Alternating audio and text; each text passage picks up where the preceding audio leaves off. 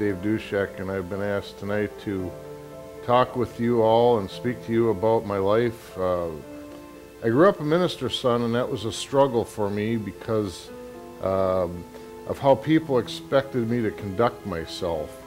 I was rejected by friends and kids at times because they didn't want a preacher's kid around at their parties.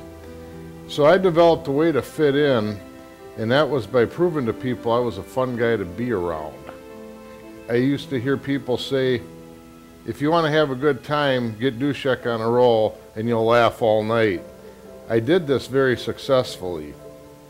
In my mid-20s, I was living a life of working hard and playing harder. No matter what city I was in, I had friends that I could meet for a fun night out. This life I was living, I thought was the greatest.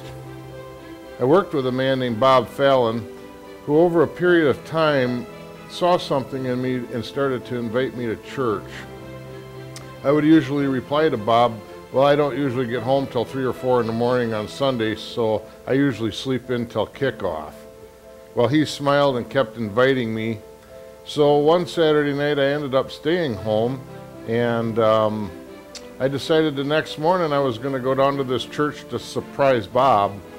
And I parked my car next to a tavern that I normally would have been out at the night before and started up East Eau Claire Street towards the church doors. Halfway up that walk, I got a little nervous and fearful, and I started to turn around and head back to my vehicle. But something kept pushing me towards the door. And so I kept on my way, and I opened the door, and I hadn't been to church in 15 years except for a funeral or a wedding.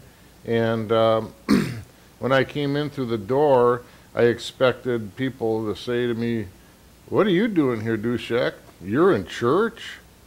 Instead, I was greeted with just wonderful handshakes and warmth, and I just felt very comfortable. And no, the roof does not fall in. I'm living proof of that. I started to go to church every week, even if I was out late on Saturday night. Now, I didn't just change overnight. This has been a journey that has taken some time. But what did start to happen was I started to watch people and listen. I started to ask questions. I watched my dear friend Jim Rickey set down his whiskey glass and bring his family to Christ. I watched his brother Joe minister to broken men and men that were hungry for the Lord at Ricky Tire on Wednesday nights. Who was this God? I had people start to pray with me, such as Bruce and Vicki Northey and Harlan and Lou Mapes. Pray with me? Who is this God?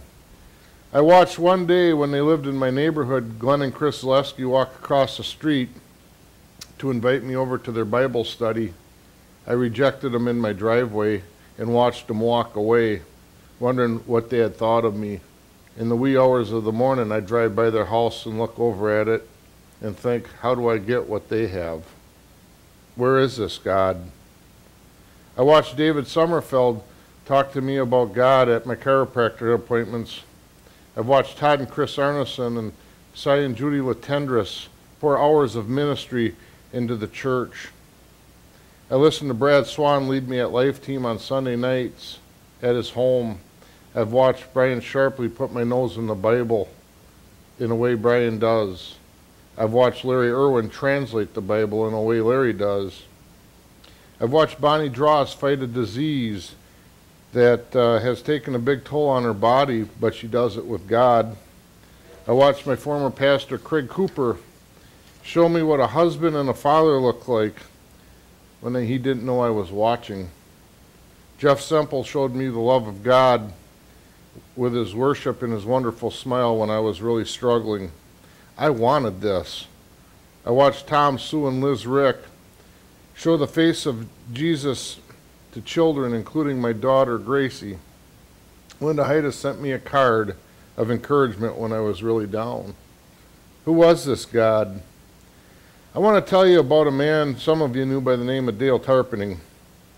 Dale was a lot like me. He enjoyed the nightlife and was a fun man to be around. I watched Dale leave that lifestyle to really start to follow Jesus. He started to preach sermons. He went on a missions trip to Africa to show the love of Jesus Christ to children there. One day he was having lunch in a restaurant in Rice Lake, and he didn't feel good. He had back pain, thought he had done something to his back. He went up to have an MRI done and found he had stage 4 pancreatic cancer. What? The next morning when I heard this news before work, I went up to Dale's house to see if he might be out in the garage. And there he was in the kitchen window with his coffee cup in his hand, waving me in. He met me at the door and gave me a hug, and I broke down in his arms as hard as I did at my mother's funeral.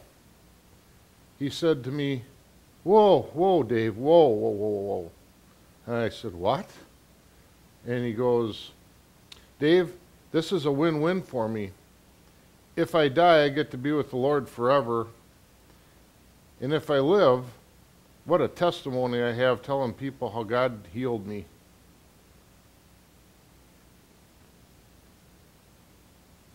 He had 3 months, the doctors told him. About a week before he died, Dale told me that his accepting Christ has been a wonderful ride. 5 years earlier, Dale may not have been able to say that. He may not have had his eternity set. But he did have it set now. Folks, I have watched friends of mine die on snowmobiles due to alcohol. I have watched classmates get gunned down in the woods by a sniper during deer hunting season.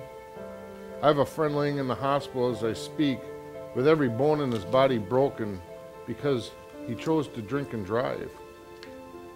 I watched Dr. Les Thompson catch a stray bullet through his windshield coming home from work on a deer hunting Saturday, killing him. I watched a drunk driver plow into the back end of Tom and Judy Fitz's car, killing their beautiful 6- and 8-year-old daughters, leaving them so broken as the years have gone by. See, folks, we all think we have till the 11th hour, but most people do die at 10 o'clock. Pastor Heather Semple preached a message a while back on the issue we are all God's children, and He created us to be in relationship with Him. We all have a hole in us that God wants to fill with His love and Spirit. What are you filling with that hole? Alcohol? Work? Addictions? Folks, I'm not going to mislead you and say once you receive Christ, your life's going to be a breeze. I still struggle daily. It's a tough world out there, and it's getting harder and harder every day. I ask God to lead me every day now, and I keep my eyes on Him instead of the world. How about you? As Dale Tarpning did say to me, it's a wonderful ride. It sure is. Maybe someday, somebody here tonight who doesn't have this relationship can stand up here and tell us what God has done in their life. I would like to invite you to Red Cedar Church for services and see for yourself the face of Jesus and experience His love in the people I mentioned and many others. In closing tonight, good luck hunting. Please be safe and God bless you all.